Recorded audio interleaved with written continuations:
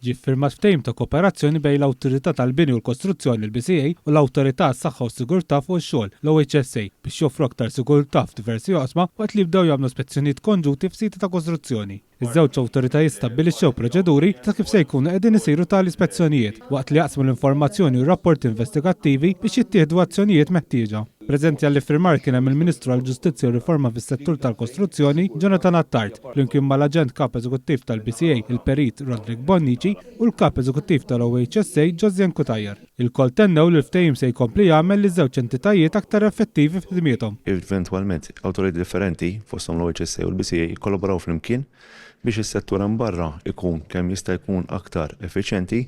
Aħna min-naħa tagħna naraw li x-xogħlijiet isir huwa kavert permezz tal-regolamentazzjoni kollha neċessarja u eventwalment il-persuna mbarra qed iserraħ moħħha kemm min qed jaħdem fis-sit konċernat u anke min qed jgħix f'dejn dak is-sit li tisir kostruzzjoni fih. Semma wkoll kif issa l-prattiċi ta' nfurzar ikunu aktar holistiċi. Fl-ispezzjonijiet hemmhekk b'dal-ftehim aħna issa ħajkonna viżibilità tas-siti kollha ġewwa Malta fejn tidħol kostruzzjoni u la ħajkonna dil-viżibilità fid-data sharing tagħna.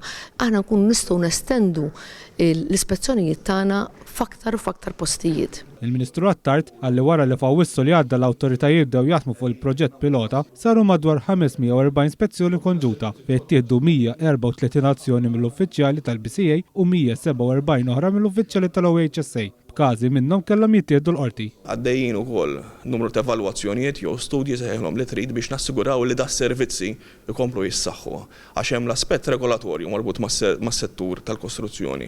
Però rafna wkoll in-neċessità li noħolqu servizzi li jkunu ta' sostenn għaċ-ċittadini tagħna.